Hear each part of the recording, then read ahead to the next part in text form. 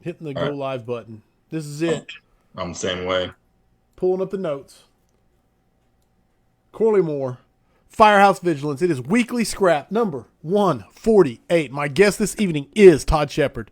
He is the founder of Forge Fire and Company, a firm that specializes in building innovative fire training buildings and props, as well as hands-on fire training. He is the designer slash fabricator, the lead instructor, the innovator, the inventor for many of Forge Fire and Company's training classes. He specializes in general truck, rescue company ops, forcible entry, search. One that really interests me is first responder self defense. He is recently retired. Todd served as a career firefighter for a suburban central Ohio city for nearly 2 decades. He's got the certs. He's a member of USAR. Most importantly, he is passionate about the fire service. Welcome, my brother Todd Shepherd, to Weekly Scrap number 148. What's up, fellas? Appreciate y'all having us. Very, Um, very. Go ahead. I'm humbled, man. Seriously humbled to be on here. I don't know if I stack up against the guests on here, but I'll give it a go. I'm looking forward to the conversation, my man. And people are logging in. I will catch you up. Fluger, the man, Kevin Fluger Hmm. said, Up, Kev? I can't even read it properly because there's so many A's, G's, and U's, but it's dadgum and it's really long. Yeah. Dadgum. Robert Queen said, "Good evening. My brother's been looking forward to this day all day long. Get it, brothers." Brandon Wilson said, "Let's go." Robert James says, "Todd is the man. Hmm. Love from the boys at Capital Fire Training." Gus Salcido said, "Sick hat, bro." That's Clay right. McGee. Clay McGee said, "I met Todd for the first time back at North Florida Fire Expo. Todd is one of those guys that you meet and you know you like him right away." I'm a Manny sleeper, I guess. Manny the Barbarian said, "Get that bread." There's a lot of hype. David Pruitt, Chief Pruitt said, "Got my cigar lit and one with your name on it." I need to Absolutely. have mine. Damn. All right. Yeah, there's tons. Time. Let's go. Okay, I can't even catch up on everything that everybody's saying. So, all that being said, get my notes back up here as I catch you up. Is there anything I missed in the intro? Anything you would like to add that I did not include? No, not at all. Talking. Perfect. Audience, please get your questions primed and ready for Todd and myself. Kyle, as always, is in here. He is curating the Facebook chat, looking for the best questions so that we can discuss them, so that we don't miss them. And he'll be throwing them up here on my laptop when you see me sneaking over to the side. That's me talking to Kyle on the side. He is the de facto reason why the scrap is so successful. I want to say right out the gate, the vigilantes. It is those who support the scrap. It is a private Facebook group that if you want to be a part of, go to firehousevigilance.com, sign up and join to be a part of the Vigilantes. We're having a lot of fun there. We're reading a book together for the month of July. There's a forum that we all get together. We're going to talk about electric vehicle fires, things like that. And basically the Vigilantes get to decide what direction it goes. So if you want to be a part of that, sign up, go to firehousevigilance.com and be a part of it. Other than that, that's all of the bookkeeping out the gate. So let's get right into the questions for Todd. And I always send out, hey, what would you like to talk about? What's your wheelhouse, etc. And I love this one that you sent me right out the gate. Number one was training like a professional. And then you put in quotation marks, fighter. Training like a professional fighter because we are professional firefighters. So what does that mean to you? And go. That's correct, man. I've kind of lived that motto my whole career. I think as professionals, we have to take training a little bit more serious. I think there's a grassroots trend here with people following your page, and you can't throw a rock and find top-notch training in virtually any city near you, right? So get out there, get outside your bubble, but train like a fighter because the word "fighters in firefighter" is kind of my motto. I live, eat, and breathe martial arts. Been doing martial arts off and on for well over 20 years. I credit a lot of success in my career, firefighter, to martial arts. Um, but taking that in the concept, martial arts breaks down how to train. You watch these guys on UFC, you watch guys in professional boxing at the highest level. If we hold our standards to the highest level, which we should, right? We need to train to potential, not train for every day. Train to potential, break that down systematically, and train like a professional fighter because we are professional fighters. Fire. breaking that down into basic aspects of training, not overcomplicating it. Start with the basics every time you train. Every professional world-class fighter, every world-class athlete, it doesn't matter if you follow football, fighting, baseball, any kind of martial arts, they're starting out with the very basics, building upon that. No, I love it. I love it. And so now you say you focus on truck ops. What does that look like if you're teaching, let's say, forcible entry? Where do you start? You go ahead if you understand where I'm heading. Forcible entry, for instance, how I relate that to martial arts. I started with boxing. Many years ago, I walked into Buster Douglas' gym, the naive 18-year-old, and I said I wanted to be a professional boxer. They laughed at me. They said, okay, we're going to put this kid through his paces, right? So they ran me and they ran me and they ran me until I wouldn't quit. I never quit. Then they said, okay, footwork. I did footwork for about a damn month of just stance and footwork. And that's the building blocks of boxing. You have to learn how to use your stance and your movement in boxing before you learn how to punch. So how I equate that into forcible entry, and it's every time I teach a forcible entry class, I teach basic leverage points and the anatomy of the Halligan. Never know who you're teaching. You grab from the middle of a discipline or content, you might miss out the key details, keep everybody on a baseline. So bringing them all to a baseline, the footwork in boxing for forcible entry is the fundamental leverages and the uses of how and why on a Halligan bar, right? When we talk about basic forcible entry, and then the adds roll leverage, you're rolling the adds, pushing or pulling the adds, setting the forks, all those leverage points are built. You take those and equate those to teaching people the basic leverage points, then you build up the technique. They can't learn the techniques if they don't know the leverage points of why. You can show them the how all day long. If you just show them the how, but not the why, and you don't build upon those very basic elements every time, you're going to miss people, and you're not going to keep everybody on a baseline systematically. And then what's going to happen is you get that whole epidemic in fire service where you get a one-trick pony. This guy, well, let me, the old guy's telling the young guy, let me show you this trick I learned, but he doesn't really know forcible entry. He knows a couple of moves. He becomes one-dimensional because he was shown a move. He doesn't really understand it because he was never taught the basics and built upon the basics. He was shoved right in the middle. Here's a Halligan bar, and this is how you pry it, drive it, and set it. But really building upon those key minute details and efficiencies in the basic level becomes more advanced when you know it. It's a detail. And you take them off the table whenever things do become chaotic, or it does. Yeah, it keeps everybody in line. It keeps everybody on a baseline, and it builds from there. Dude, I love it. Now, I want to dig in a little bit on martial arts, because you say you studied, you mentioned boxing. I know your jiu-jitsu. Give me a brief overview of kind of what you've dabbled in martial arts wise, so we can reference it. Just a little background. I started in boxing. I did that. Like I said, I went into the gym saying I'm going to be a professional fighter. Went through the whole paces of that for about 2 years. Fought for that fight team, which is a pretty renowned fight team. Did many fights, golden gloves, and all that. And then I decided, hey, kid young. I was 18 at the same time, but I'm like, man, being a entry-level professional fighter isn't what it's cracked up to be once I jumped into it. So I quickly realized I needed to do a career. And that's when I started focusing my sights on being a firefighter. I needed something stable. I need something exciting. I don't want to do it every day, right?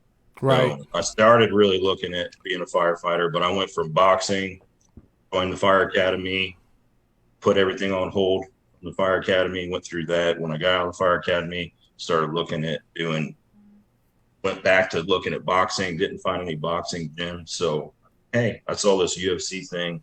I'll go check out this Gracie Jiu-Jitsu gym. Thought I was a great fighter. I'm like I was like 170 pounds, could bench press like 315, pretty strong. So I walk in this gym thinking I know how to fight, and I get choked out like over and over, tapped out, and I just instantly was like, I got. So that branched into Brazilian Jiu-Jitsu. Then I got on their fight team, started doing Muay Thai, eventually MMA. It's kind of a nutshell, quick story. Did a little bit of judo, wrestling, in my Okay. MMA background, but fought, fought a lot of kickboxing, a lot of boxing, a lot of kickboxing, a lot of jiu-jitsu matches, and a little bit of MMA. Nice. Okay. Because there was a question already coming at you. And that's the reason I wanted to kind of get the background is because Robert Queen asked, Todd, I know you are into jujitsu. How do you feel that the moves from jujitsu help us when it comes to making grabs? And I know, you made a video that's one of my favorite videos that you've made so far, but the Kimura dirty grab, man. I loved it. North Yeah. South Kimura is one of my go tos, but hit me with how you've translated it or applied it.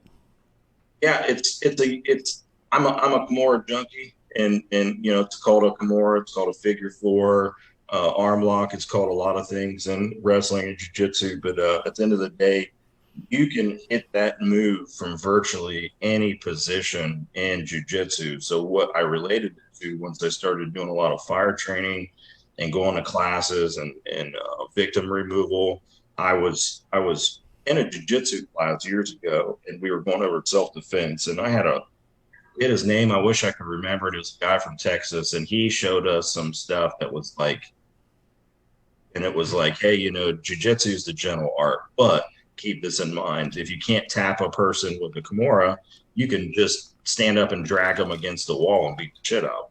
Right. So it dawned on me right then. So I can't really take wholeheartedly credit for it, but watching this guy drag a guy to the corner of the cage and be able to go knee on belly or mount and then get a better position, I'm like, it dawned on me.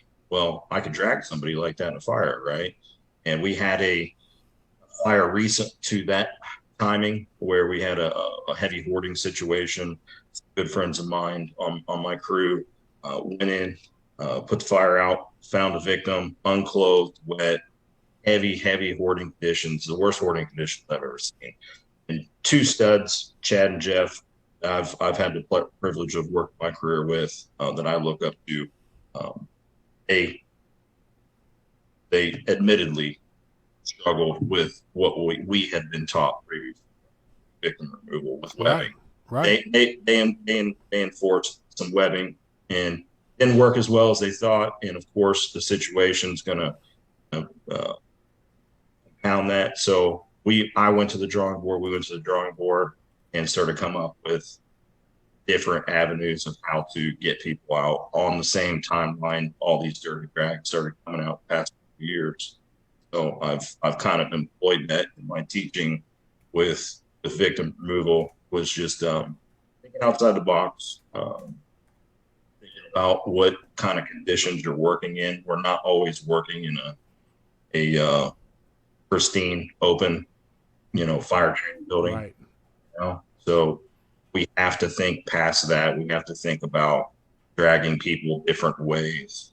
And the That's nice why smooth bay floor. exactly, Right. exactly.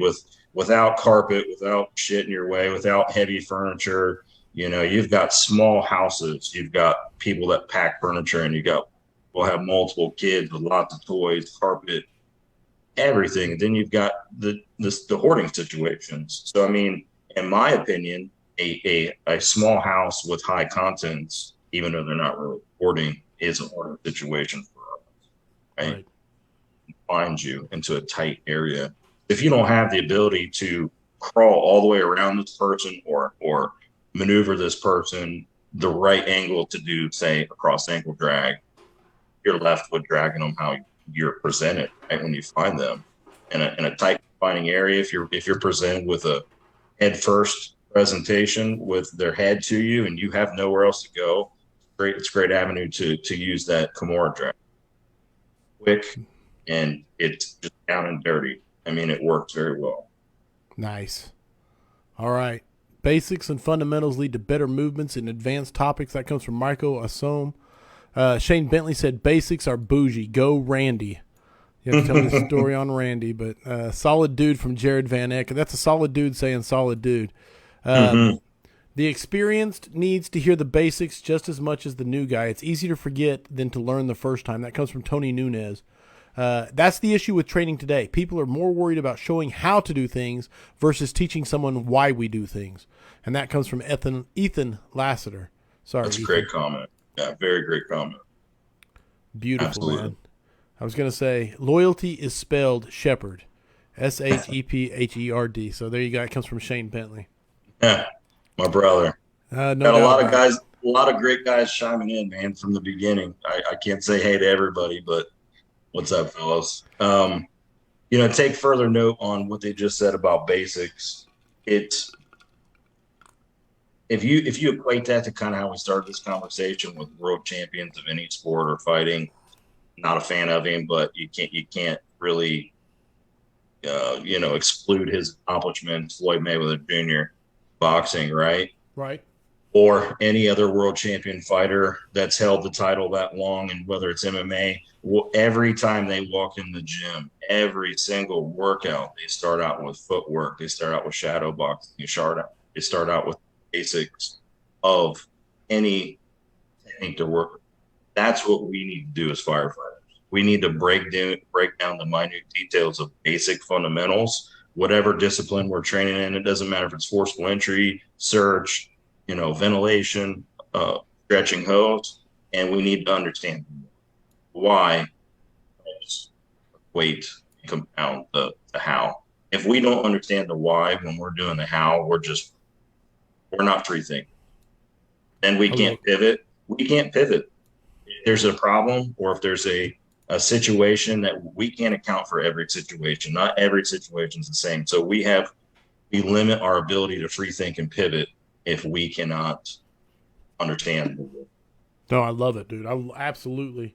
That really melts down so much when it comes to hands-on training and how we approach it. Mitchell Hooner, he wants to know, man, I'm an hour late. Todd, what's your favorite hammer? He knows that I got this ongoing sponsorship with Fire Mall that states I have to say Fire Mall when I'm drinking bourbon on a podcast. So Mahler, of course. The Mahler. What is your bourbon of choice? This actually came from, someone asked me this earlier. I don't know where it's at. My bourbon of choice is right here tonight. It is Wild Turkey Rare Breed. There you go. That is my jam right now. Show them the rare breed bird. Rare breed Wild Turkey. All right. Yeah, someone said he's a bad axe guy. I'm not sure how I feel about that. That's fighting words right there, man. Realistic training dynamics. Another topic you sent me that I'm really excited about. So, talk to me about realistic training dynamics and what it means to you. Realistic training dynamics means as a fire instructor, a training instructor, a training coordinator, and a division of fire department, you have to do a better job equating the mission, the task at hand, the discipline we're teaching. We have to break down those fundamentals, and we have to understand how we're going to translate that dynamically with pivots, with basics, with advanced stuff, building off the basics to advance with pivots, not being one-dimensional, to generalize and get to the mission, that accomplish the mission. And that in itself is hard to do. So what that breaks down to is being honest with yourself. If you employ me, Todd Shepherd, to come say, hey, you call me up and you say, hey, I want you to teach me, hose and engine off. I got to know that's not my house, right? Obviously, I've done it. Obviously, I'm a career firefighter professional, but that's not my niche in teaching. I'm going to rely and pull upon somebody else much better. So as a training coordinator, a training instructor, a firefighter, a fire instructor, even a lead man showing their crew when they're working, they have to understand their limits, right? And pull from the best. Every single one of us work with stuff, right? At our departments. We have to learn to pick from those strengths and bring that into a team effort, structure it. This is where it comes into play. Training dynamics comes with structure. How do we accomplish the mission with pivot? You cannot do any live fire, real fire, roll up on scene, and it's going to go exactly as you planned, right? It never happens, right? So, Right. so training with dynamics of having realism. We need to train realistically.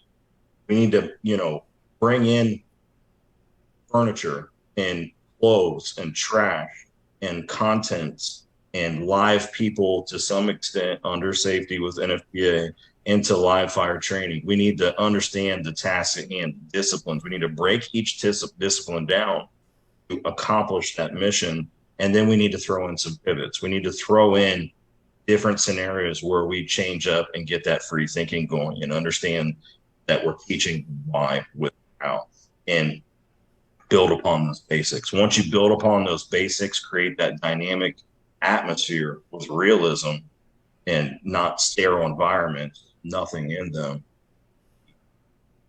we grow immensely as firefighters. I love that. If we keep training with sterile environments and we accomplish our tasks every single damn time, I'm not saying that there's not purpose in reps, right? I'm not equating purpose with reps. We should do too. But we have to be able to throw some pivots, throw some structure in there where we get this free thinking, we get this realism to go, okay, drag this person out and find the closest out. Don't drag them all the way through the building, right? So, find the closest avenue to get that person out with the best drag, or equate that to how much air have I used?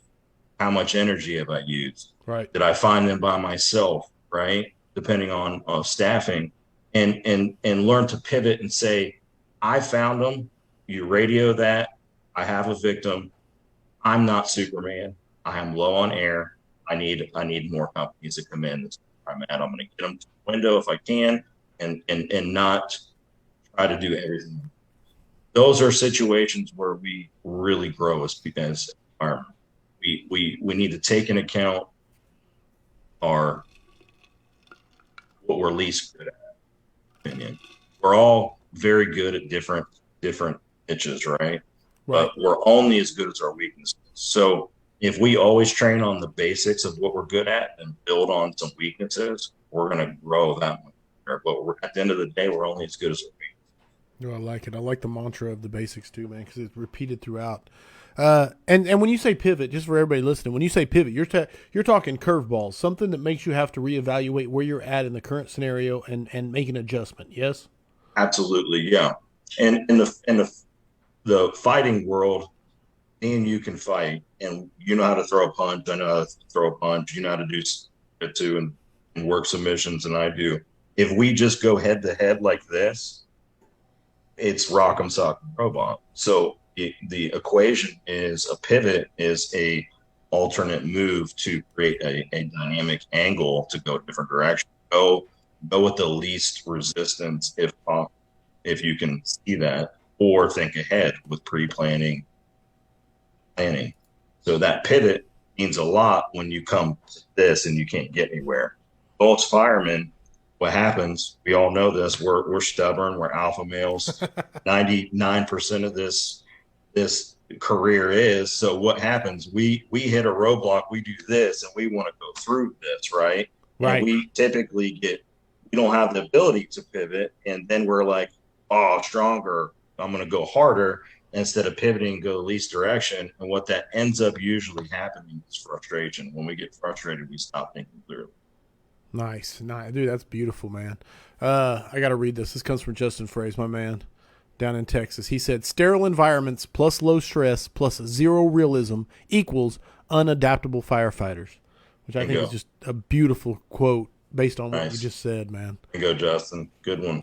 Jordan exactly. Thomas said, had the pleasure of meeting Todd at Prioritize the Search last year. Makes forcible entry look easy. Technique, tool, or just because he is massive? I don't know. What's your call on that one? Yes? I've spent a lot of time doing forcible entry to the point where I'm honestly kind of sick of teaching forcible entry. I can eat, sleep, and breathe it, and it's always fun to branch out when Sean Duffy asked me to teach some cert stuff with him and branch out. I was like, hell yes, I'm tired of teaching entry, but yeah, forcible entry is something I'm very well known for. I feel like I do a very good job of trying to break it down, only because I've been a student of the game and I'm constantly learning and try to break it down, teach the very best. What I teach when I teach anything, whether it's forcible entry, is I try to teach it again from that baseline, and I try to not treat people like they don't know anything, but build that baseline to build them back up through. We can teach the how all day long, but teaching that why is the missing factor a lot of times. And I've supported Kessinger and Citizens First for a couple of years since he started, and great guy and great organization, great grassroots following, growing immensely. His classes are awesome. I'm always loving to be there and anything, but You sparked something. Kessinger, for Citizens First Fire Training, they're doing a raffle right now, so I'm spitting this out there because he made me remind it. Go to his page, Citizens First Fire Training. Look at the raffle there. I do not know the story. I did not take notes, so I'm not going to even try and attempt. But there's a raffle there for a very good cause. Lots of good swag. Everybody on here, if you cannot go and join in the raffle, go and share and get the word out about the raffle. Citizens First Fire Training. Go and do it. And I meant to do that at the beginning, and I forgot until you said Chris Kessinger. So I had to throw it in there. I can't say the exact details greatly too. Go on that page, his page, and check it out. But there's 8 groups of prizes. It's a great support on firefighter and his family. So check it out. That's what we're all about. If you're not going to be part of the raffle, share it so other people can hear about it. So that's what I wanted to say there. Vaughn Brown wants to know, Todd, masked up or no mask when forcing doors? What do you teach? I'm a no mask guy. I am. I don't like getting off the rig wholeheartedly every time or masked up. I'm a fan of the fast mask up drills. I'm a fan of seeing your environment, taking in some details. Mainly, I've spent a lot of time on a rescue and then a ladder company. So looking above you, around you, taking in all those equations, doing your size up, I feel is better served without a mask. They can go both directions, I'm sure. But when I want to force a door, I want to have my mask off. I think the efficiency of that task. Remember, that task is my task right now. The task of getting in and finding somebody or putting the fire out or whatever your task is of search or hose search or hose advancement and hose, fire extinguisher. Those are all tasks after so you have to be focused at the task game. In my opinion, 100% focus is not wearing a mask. People might disagree with me on that, but my focus is that task at hand is forcing that door. Do that right. I save a lot of time and efficiency doing it in a few seconds. And again, if I'm good at masking up, which I am, and there's a whole grassroots, love the videos of people masking up hell in under, I don't know what the fastest now, but under 10 seconds or faster. It's crazy. But it is, man. That there's no, in my opinion, there's no excuse rather than wearing a mask and it fogging up because maybe you did some other tasks before you got to that door and your mask is fogging up, you're sweating, whatever the case is, or you can't see 100%. I don't think there's enough focus in forcing that door or not every door. Of course, 95% of the time, our average doors easy when we talk about most doors and especially most residential doors, right? But train to potential. What if it's that one door where people are reported trapped, kids reported trapped, and it's that door that has a drop bar or inward opening drop or something auxiliary lock that's going to throw you a curveball. And now you have your mask on, you're working longer than you expected. Now you got to take that mask off, focus on if you're running. No, I like it. I like it. A lot of people will debate you on it, but and you said it. There's arguments for both. I wanted to throw this one at you, which comes from Seth Blackwell. He wants to know what's the best size Halligan for forcible entry. 30 inches all day long, for the most part. 30 inches is your standard, kind of all around, all inclusive, going to get you the most bang for your buck. Of course, there's other Halligans on the market that are longer and shorter. Mitch Huner, the Fireball, makes a slightly shorter Halligan that finds a narrower adds and gets you more leverage. So it's all in the package you're using. That works very well itself too. But generally speaking, whether you're using that Fireball, Halligan, or a 30-inch, my preference is one of those two. You can't go wrong. I'm not a fan of 36-inch Halligan. My feeling is, 36-inch Halligans are cumbersome. We have a tendency to use and carry that tool, not drop it or move on to another tool if it's not. In most residential doors, not most, but some residential doors, especially interior door, are narrower than 36 inch. So you think, okay, I've got a 36-inch Halligan. I'm going to do I can do a lot of damage with this leverage. Right? There's a lot more leverage in a 30-inch Halligan, but you're not going to be able to use that full advantage of that leverage if you run into those narrower outdoors again, and plus the way you're carrying that heavy, long tool. So efficiency-wise, I think 30 is your go-to. Indoor branch into your I call your speed tools. These are the ants tools that we're kind of going to fire with Mitch's Halligan. There's a couple of very good Halligans. You can't go wrong. Starting to lose your audio. I don't like it. Really? Yeah. Yeah. Can you hear me? I hear you good right now. Okay. Just at the tail end of that one, I kind of lost a little bit of the word, so we'll try and keep moving forward. All right. Pulling up my notes here. Utilizing structuring training disciplines, and how's that build off what we just talked about, basically, because it's kind of a segue.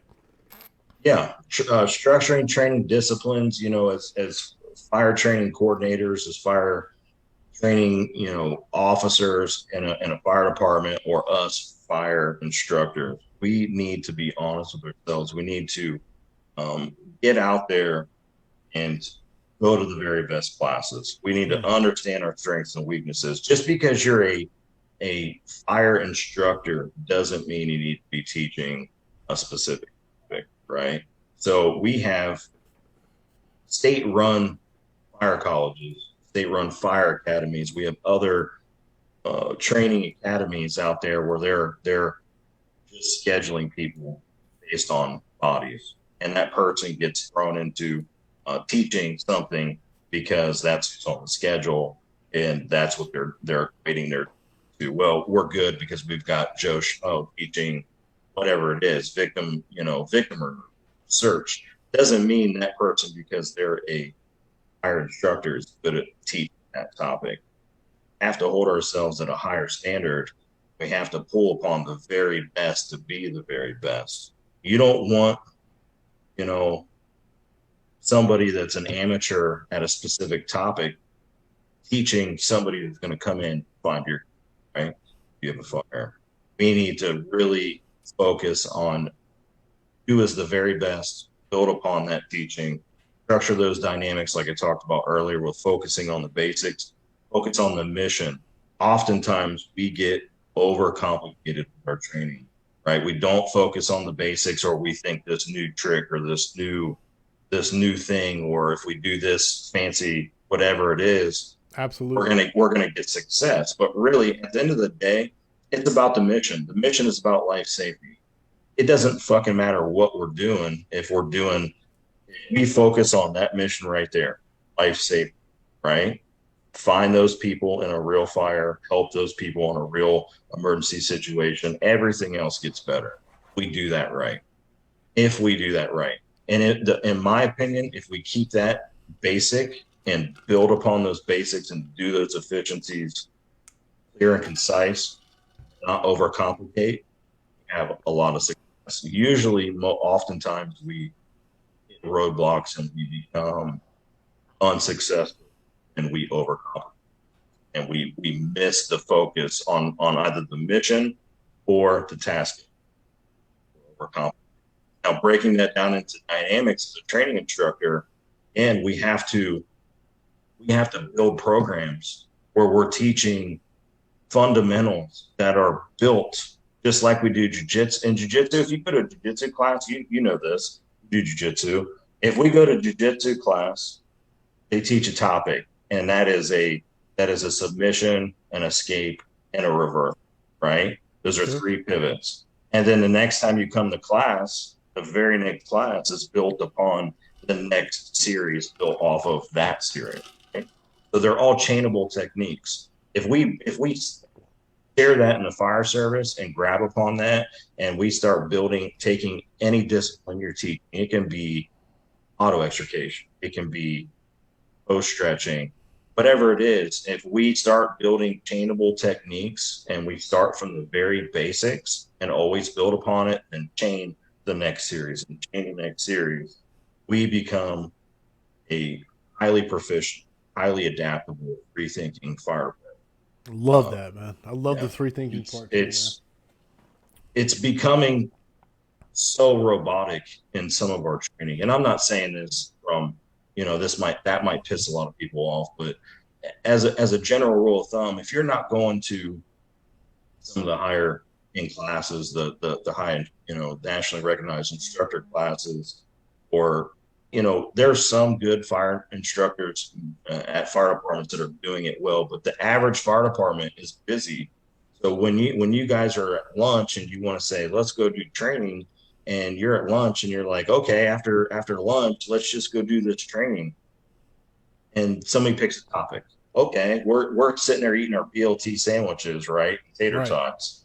That's a staple in the damn fire service, right? Which I love. But they're like, hey, I'm Shep, I'm stuffing my face. Let's do forcible entry on a whim. If we don't plan that, build in those structures, just because you're training doesn't mean you're growing, is my point. Right. No, just because you're putting in reps, right. You can run through shitty reps and not have any structure at all and create training.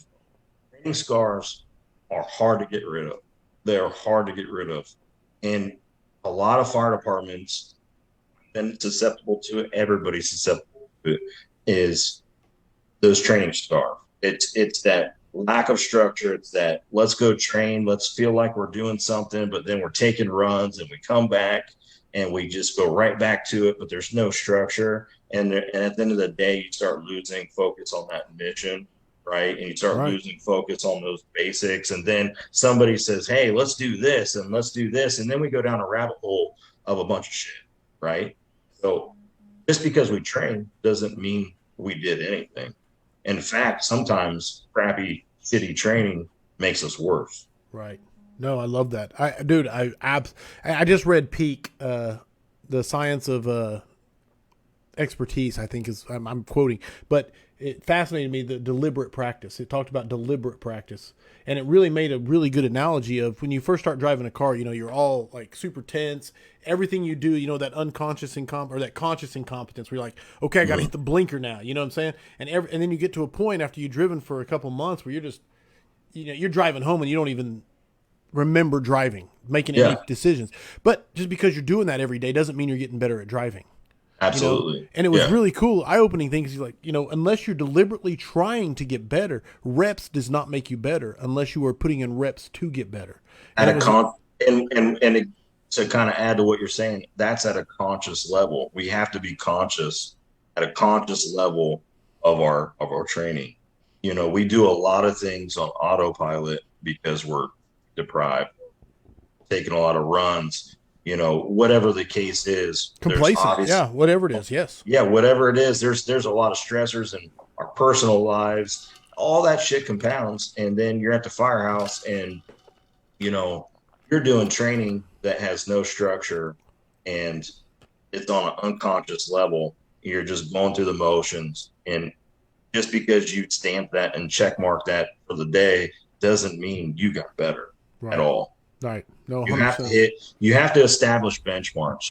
Those benchmarks should be at the end of the equation. Out here is the mission, right? How do we get from here to that accomplishing that mission? Everything, everywhere in between has to be structured. If we don't have structure between here and here, what are we doing? Right. You know, to equate that from the beginning of this conversation, as a professional fighter in a gym, they come in, and this happens in every fire department across the nation.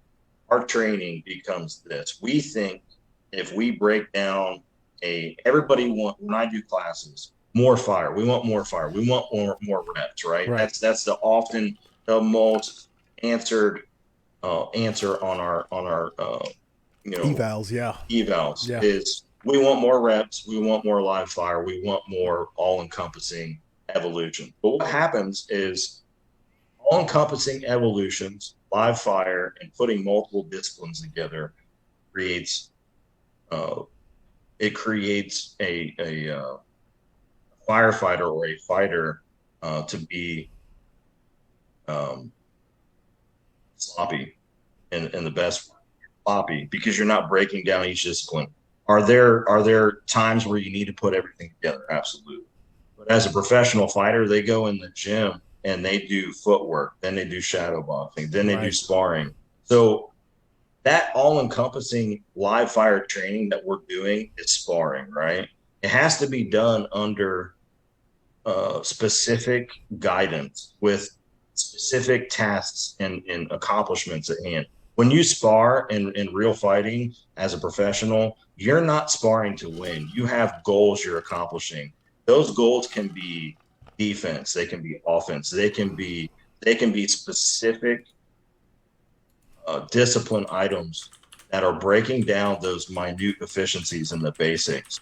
They're not just going out there to beat that person sparring. So how we equate that to live fire training is you're not going out there doing everything all at once every time, because you'll just be sloppy because you're not breaking down each discipline. You don't have a focus on the basics of what you're trying to accomplish. If you set out to say, okay, our accomplishment today is forcing the door efficiently to get to the fire, and then maybe we structure in some basic and advanced search dynamics after that. That's what we're going to focus on, even though there's live fire avenues, right? Live fire training. That's going to tighten up our structure and our techniques immensely. If we go from, okay, Shep, you're forcing a door, you're stretching a line, you're putting a fire out, and you're searching off the line, right? Then you're grabbing a victim, you're removing a victim, and by the way, we might throw a mayday in. That's too much. That's where we get in. But firefighters love that shit, right? Right. So that's where we get into that sloppiness because we're doing too much at one time. We should be doing some of that, but we have to break it down into pieces. No, especially set them up for success when they do get it thrown at them. Exactly, set them up for success. Yeah, absolutely. When you throw the whole skillet at them and all the eggs and all the omelet, man, and then they can actually be set up for success. No, and I was going to bring, Aaron Fields is the one who breaks down Posner, and Von Brown actually mentioned it in the comments here, the cognitive, associative, and autonomous phases of learning, man, and I heard it as 70-20-10, and he has it as 75, 10, and 15, but 100%, man, that's what it's all about. You got to get through that initial cognitive phase and then get and build into the others. And we think we need to spend so much time in that practice like we play, or that full pads, helmet, full pads scrimmage. No, we need to be like doing the walkthrough first so we understand when we get to the scrimmage. Absolutely. No, I absolutely love that. Okay, I have a couple questions I want to throw at you because I really love them. Jordan Smith said, Todd, how do you differentiate overcomplicating things, training, versus teaching and getting into the details? What's up, Jordan? I worked with him. Okay. Jordan's a jiu-jitsu guy too. Read the question again so I can break it down. How do you differentiate between overcomplicating things versus teaching and getting into the details? So basically getting into the weeds versus keeping it simple. Like, how do you make that breakdown? I don't know if I can ask the question better. Jordan, you might give me better clarification if you're No, here. I get the question, but it's honestly teaching the how with the why in a systematic approach. So we take it in little bites. So we're building off those, again, those building blocks of the basics. We're not jumping ahead and showing a drop bar forcible entry technique before we've taught all the advancements of each leverage point of the tool and broke down uh, inward versus outward opening conventional forcible entry standardized. You standardize all those basic elements, you build those basic elements, and you really fit those efficiencies of all the details. Meaning, if you adds roll a 2-inch adds on a 30-inch bar, you're getting 15-to-1 leverage. Right. The student needs to know that, not be just shown this is how you get the adds in and you roll the tool. You just teach them that, with a lot, which a lot of instructors do, is just get the adds in and you do this technique, right? But you're not teaching that why that's the most powerful leverage point of that tool. And then you build upon that leverage point and keep it simple. If you gain success, let's say what we're talking about now, an adds roll. If you adds roll a door that has more than one lock that's flexible, most doors are, you're going to get a gap. But what happens is you're going to run into another lock and the door is not just going to open like a basic problem. So we need to capture.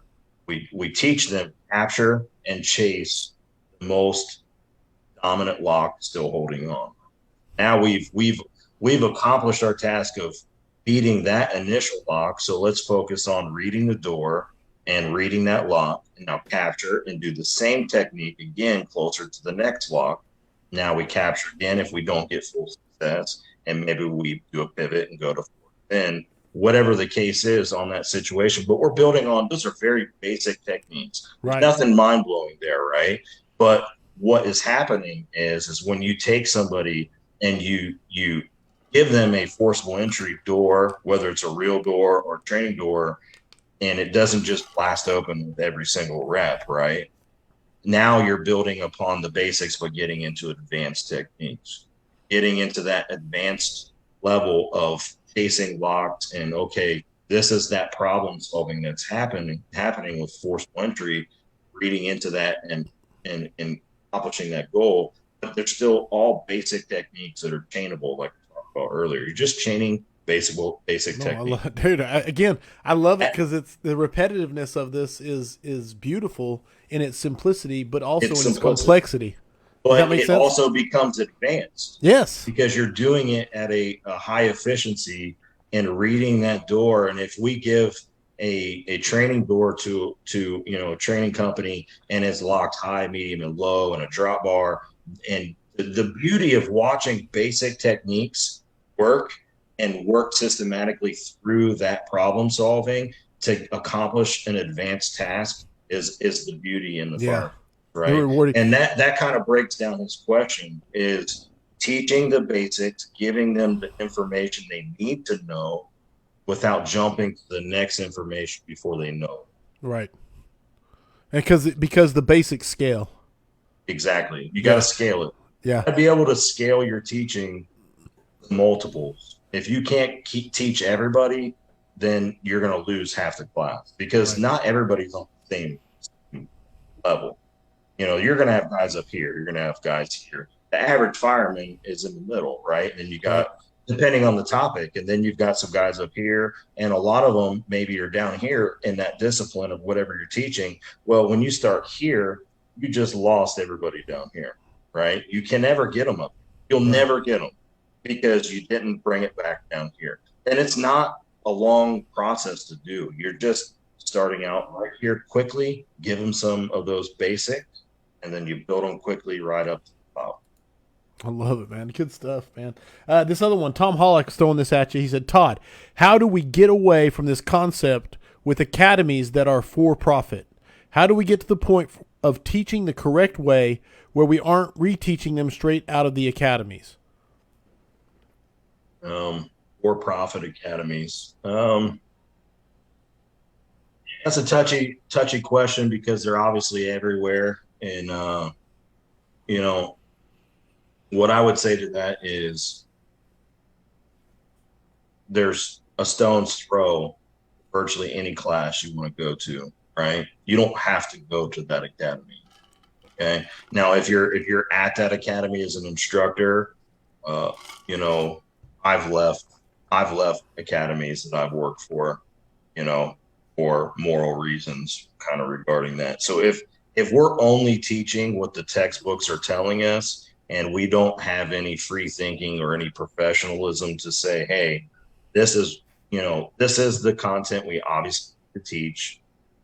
We have to NFPA and other standards. But if we can't branch upon that, maybe you're teaching for the wrong entity, or maybe you're taking a class from the wrong entity. But you can go anywhere in this country now with the resource you have and find legitimate instructorship and firemanship anywhere. I don't know if we're going to win that battle as far as like wholeheartedly, like, yeah, let's take those entities down. That's a losing battle. I'd say focus your energy on take your energy of that and focus it on where it's working. The grassroots, the boutique trainings, these national instructors that are doing great things, and focus your energy there. Do that pivot. I like it. All right. Right in, like, you are the lead designer, fabricator, lead instructor, utilizing realistic training props, man. How important is it when we're talking about all these basics and teaching people from the ground up and scaling and all that stuff, utilizing realistic training props? Go. A lot of training props are designed for two things. The main thing, if they're a business profit, is scalability. And their scalability is, how do we build a prop that's the cheapest for profit, right? Whatever you did earlier to adjust your computer, do it again, because I'm losing your sound again. Can you hear me? Yep. Okay. So a lot of prop builders, if they're in business, obviously business wise, they want to make a profit. So what you see happening across all props is the scalability to build a prop efficiently, but for profit. They're not taking the task at hand. Let's say forcible entry doors, for instance. They're not breaking down every technique of forcible entry and saying, how can we allow the user to do it correctly? They're giving you a door that simulates a door, but then what they're doing is reverse engineering it in a sense for profits. We do the opposite, where everything I build is I take every forcible entry or every prop I'm making and say, how do we do it right as a fire department, as a firefighter? And I engineer that in first. If I can't accomplish that design to the end and allow them to do everything correctly, then that prop doesn't. So a lot of props, they lose focus on the mission. They do. Their focus becomes off the mission, profits. And when that happens, it goes down. Their whether their efficiency, what they're providing, and what it's intended for. And we have to recognize on props and on training videos, content. This world is awesome with everything that's at our finger, right? Right. We can look up anything. Yes. So you can look up anything on YouTube. You can look up anything anywhere. We're on a podcast, on the internet. What you have to do is sort through what you're seeing and realize the BS of what's real. Because you can watch a training video and it can look fancy, but at the end of the day, if you know your shit and you dissect it, you can break down some videos and go, that's all fluff, right? Or that prop isn't providing the right technique. So if we train on technique on props that are inferior, that aren't allowing us to do it correctly or allowing us to do a whole system, again, systematic, we can't chain techniques together and do them right, what's the purpose? What it does? It creates scars, Right. That reinforces the which bad are habits. even harder to get rid of. It's like gaining 100 pounds and then saying you got to lose. We all Right. know losing weight's harder than maintaining, right? So once you build those training scars, it's so hard to get rid of, you know?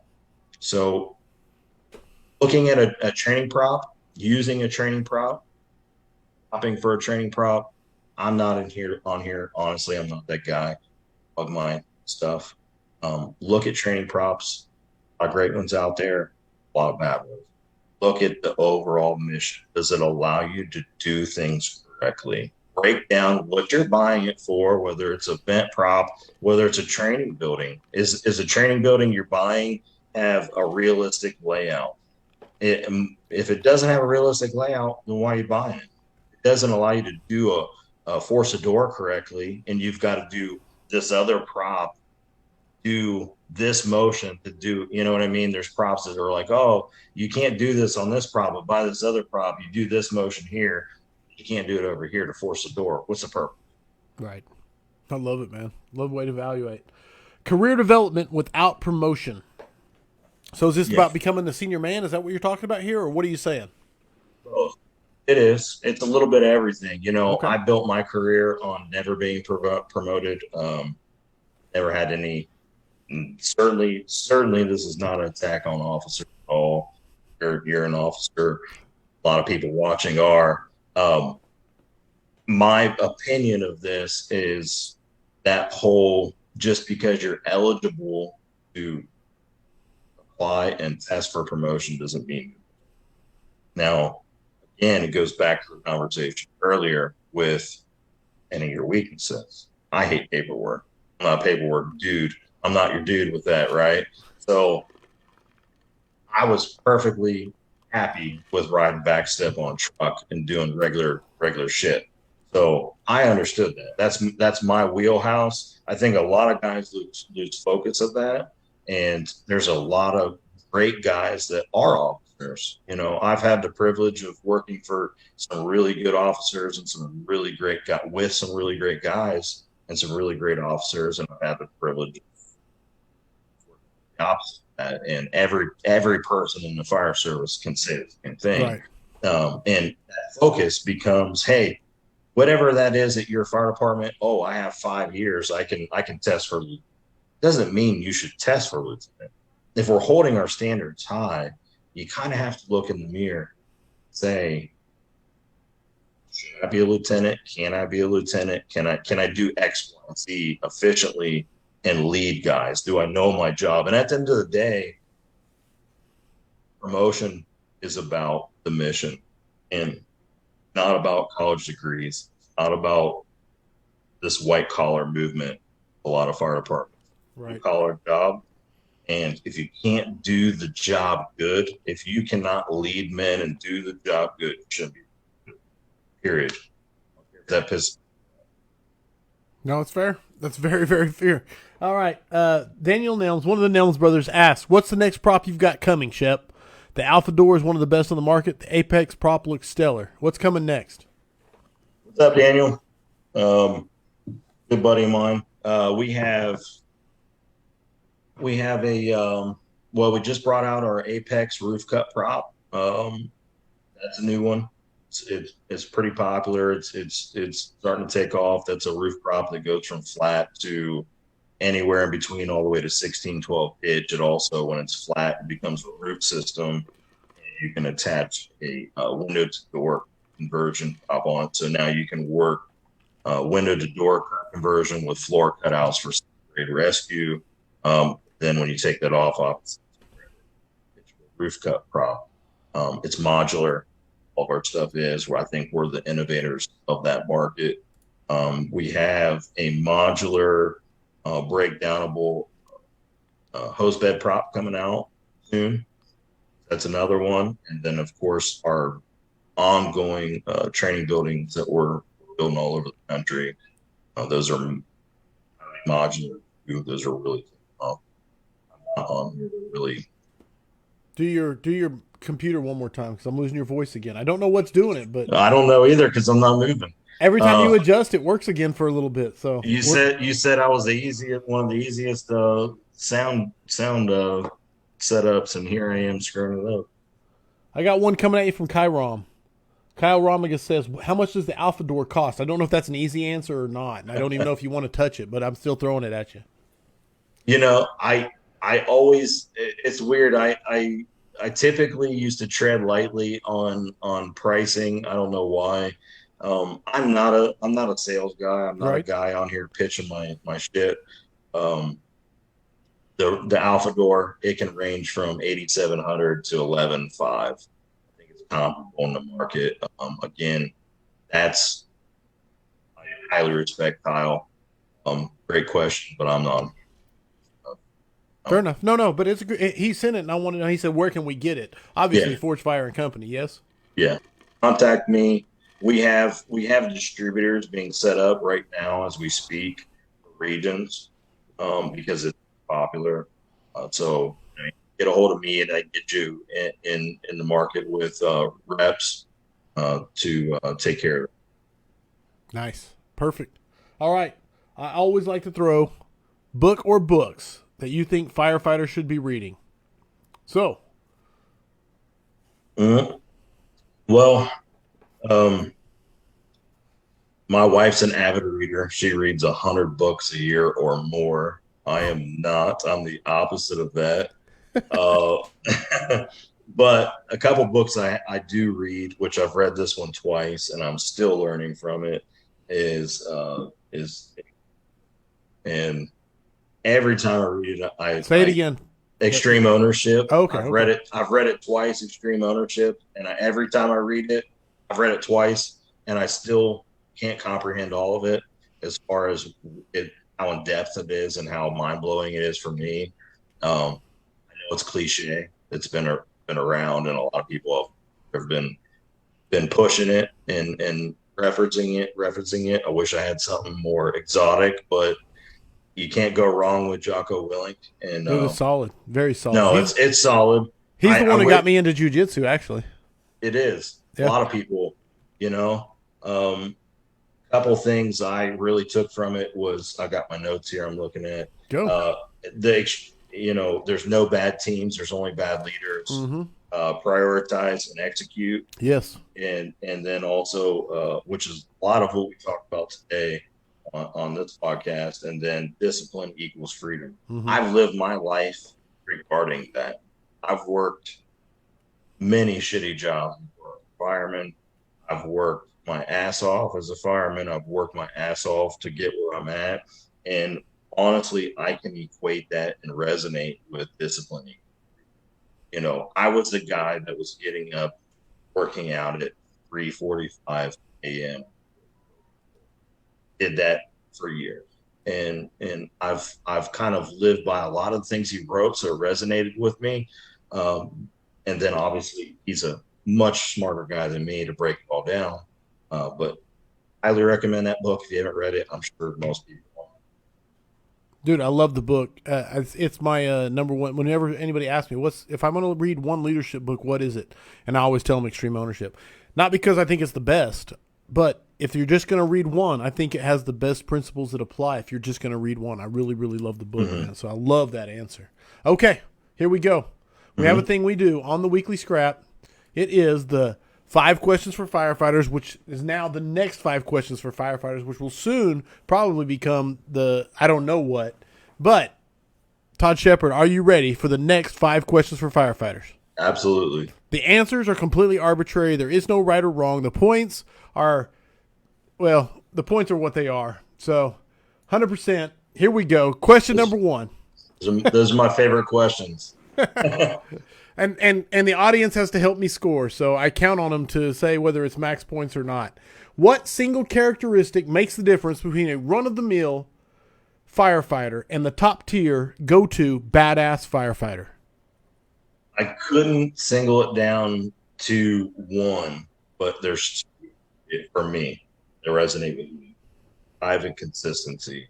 So I think And this whole podcast is derived upon the professionalism of the fire service, equated to some of my background with professionalism of fighting and professional sport drive. Where if you become a student of the game and always be a student of the game and have that drive, and then have that consistency to have that drive, you're going to be successful. That's how I break. I think those two are very powerful. So, I've always, prided myself on having a ton of drive, and then on top of that, consistent. Consistency to learn, and that drive and that hunger to learn. Get out there, get outside your bubble, and go to classes you haven't gone to, and strive to kind of work on your weaknesses and have some drive. You can never learn ever in the fire service, just like jiu-jitsu and a lot of other things. You can never learn everything there is. So if you keep that hunger, that drive, and then create some consistency, you're. Yeah, I love it, and it's sad, not sad. It's I've been doing this thing in the vigilantes forum where I asked them a question. I was like, consistency over intensity, and it's this concept I've been wrestling with, because I love how you can get fired up, motivated, passionate, intense about something, for a short burst, but it's that consistency that wins out over time. You know what I'm saying? So I absolutely love that answer. I give max points for anybody who says consistency, and I love the fact that you tied it into drive, man, because it's yeah. Thank you, Smooth. I don't think you can have one without the other. A consistency without drive. I mean, that's kind of what I talked about earlier in the podcast, is training without the mission. You can certainly train and have consistency, but if you don't train with purpose and drive and have that mission first attitude, and have a common goal that you're driving everybody to, and meet that goal with professionalism, what is the purpose of consistency? And then vice versa, drive. You have to have we're tasked with emergency. The people that are saying, I know this discipline good, and sitting in a recliner or slacking, or I'm good, I don't want to do training, or whatever it is. How can you say that when people are calling 911 and there's kids at on the other end for us to come safe? I mean, how can you live with yourself with that? So that drive, that hunger keeps you saying, basically, for me, my opinion, I was never good enough. Right. I'm being a little open here, where I've always lived my life and my career where I've been like, I'm never good enough. I need to get better. I need to keep pushing. There's somebody else training harder. There's somebody going to rely on me to call. And I'm going to be tasked with that difficult situation. I don't want to fail. I want to fail that person, and I need to be humble, and I need to just look myself in the mirror and go. I love it, man.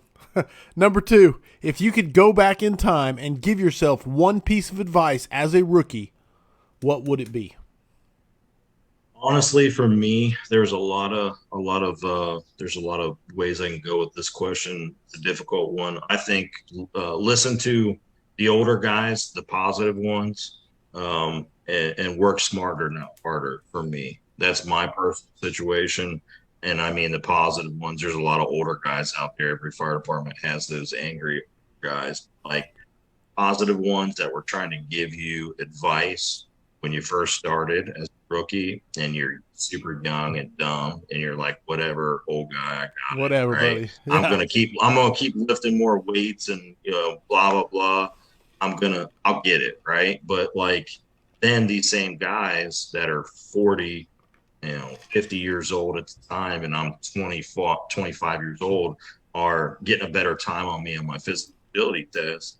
I'm busting my ass because efficiency and technique, smarter, harder. And then I originally in my early career was like, I'm gonna work harder. I'm gonna work harder. I'll get better if I work harder. Now there's pros and cons of that, right? I heard a statement early in my career, which I still sit with and still side with, as if you don't know the technique or if you don't know the job well, don't know the intricacies, you might as well be strong, right? One older guy told me that, and it always resonated with me, right? Until you get experience, you're gonna be young and dumb. You might as well be strong, Right. I right? like that. I actually like Well, that. that's actually what he said to me. So that always resonated with me, right? Until I got my experience was, you're gonna be young and dumb. You might as well be strong. So, hey, all right, I can do that until I get that experience.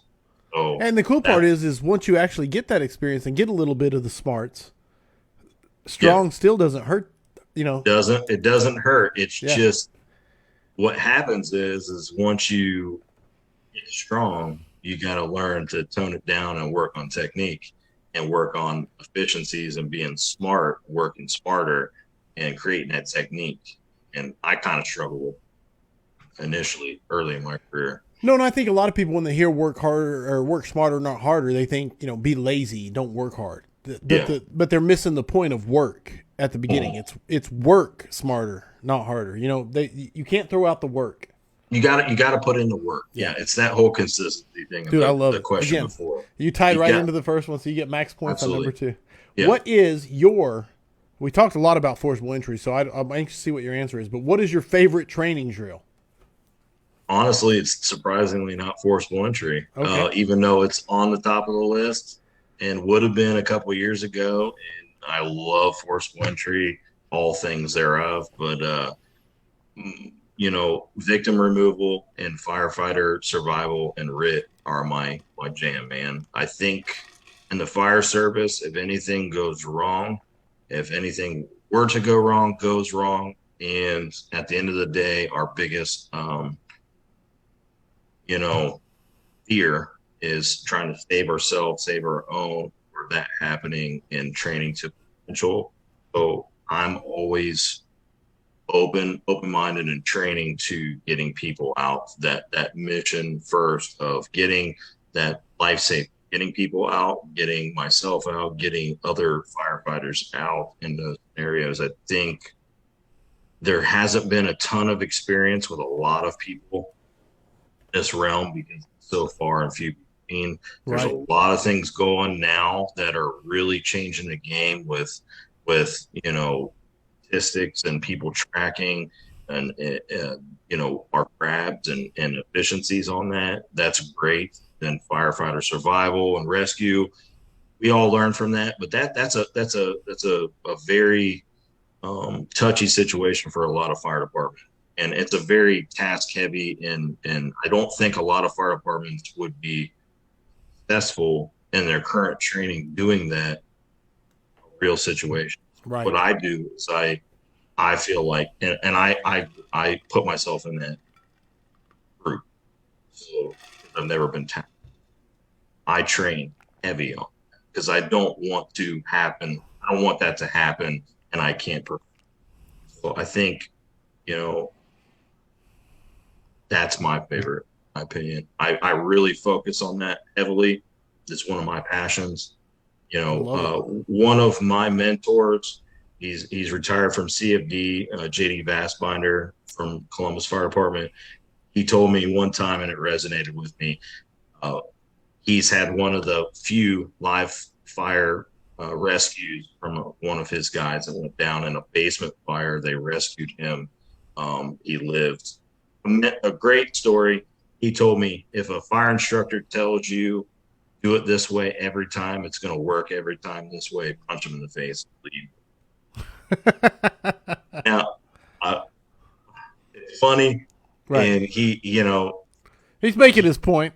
he's making his point, but from a person that's lived it, I resonate with that from how I live my life, from somebody who's done it. So, I think he has merit in the backstory of what he's saying with that. So not everything works every single time. And we have to get above that. And what I mean by that is, like, training drills related to that and any other task, we have to be honest with ourselves. We have to be open-minded. We have to train for potential and realism. And Right. we do those things and not just train for what somebody else showed us. If you go to a legitimate training class across the nation with legitimate instructors, you're going to learn a ton. And it's different than learning with Joe Schmo who says, "Hey, let me show you Right. this trick." Right. No, and I Um, love it because you tied right back into what we started this whole podcast with, those realistic training dynamics and the you do, basics. yeah. Yeah. No, I love it, man. Max points, you're crushing it. Number 4 is, what mistake has Todd Shepherd learned the most from in his fire service career? For me, it's been being afraid to fail. Uh, for a long time, I've been afraid to fail. Um, it kind of held me back as a young adult. We, as a fire service, don't getting a lot better. We are really grassrooting this endeavor of training rookies, training them right. But we've created years ago, and it's still ongoing. We've created an epidemic where we expect a rookie to know everything out of fire school, and if they don't do everything right, fuck that guy, and he's no good. We aren't really A lot of fire departments aren't really molding that person. And so what happens is we bust balls or we go further than that and we treat rookies like trash and we break them down. And if you break somebody down in spirit, you can't build them back up. You have to keep their focus. You have to keep their positivity in their training and keep them going up. And if we don't do that, they're going to go. And that's me being very personable. I've had that happen in my career where I was like, I want to go to this training because I want to look stupid, or I don't want to do this task because I'm going to fail. I know it. And we aren't going to grow to overcome that. And at the end of the day, you kind of have to say, fuck it, and say, willing to learn for them, right? Not for what people think. Just do it. I love it. I absolutely love it. So, final question is, heavy fire, searchable space. Would you rather be assigned to the nozzle or first in on VES? All day, every day, first in on VES. I'm not a nozzle guy. I like that endeavor of trying to search a searchable space and push upon those endeavors as far as high fire and searchable space, and using my size up and my expertise in size up, live fire layout, and all those factors to accomplish that task. I'm not a engine. I love it. I absolutely love the VES answer. There you go. You absolutely crushed the next 5 questions for firefighters. Absolutely crushed scrap number 148. And that officially makes it 148 scraps in the books. Todd Shepherd, if someone wants to get a hold of you for more info, how can they go about doing that? They can get a hold of us at forgefireandcompany.com or email me, Todd at forgefirecompany. Easy peasy lemon squeezy. Yep. My housekeeping time. Go to firehousevigilance.com. Everything is in stock, from coins to books to t-shirts to hats. Get them if you want them. The Vigilantes is live. Guys, I'm really excited about the Vigilantes. I'm having a ton of fun with it. I'm having great conversations. It's a private group that you can join at the Vigilantes. We go live once a month. We discuss books. This week we're talking about electrical vehicle fires, and it's going to be fun. So we're actually figuring it out together. That's the fun part about it, because it's not really, we're kind of building it as we go. So if you want to be a part of that, go to firehousevigilance.com, be a part of it. This weekend, I will be at Revolutionary Fire Tactics at the lake on Saturday evening and Sunday. I hope if you're going to be there, you will catch me. We can get pictures. We can discuss stuff, whatever you got. There's that. Then it's none other. Texas owned Tom Hollick. Next week, he is on the scrap, episode 149, followed by episode 150. He was on episode 100, so he's coming back for 150. That's Kurt Isaacson. He's coming live from the dock to talk about people and water and the priorities of where we place things, etc. It's going to be exciting, not to mention all the changes coming to CF Tactics. He's one of the biggest supporters of the scrap, so I love supporting him right back. And then following that, man, check out this lineup if I can read it here in the darkness. You've got Kurt Isaacson, then Rick George, then Kyle Romagus, then Mark Von Oppen, then Bill Gustin, and then Devin Craig. So that's like the tail end of July into August. So how awesome is that lineup? Heavy lineup. Yeah, I'm pretty excited. Heavy hitter. It's going to be good times. My brother, Todd Shepherd, thank you for being an awesome guest. Oh, thank you. To Kyle, thank you for curating the questions. To the audience, thank you for asking the questions. Without you, the scrap would be nothing. Remember, mutts do not scrap. I hope the tone stays silent unless it is burning. Everybody stay safe out there.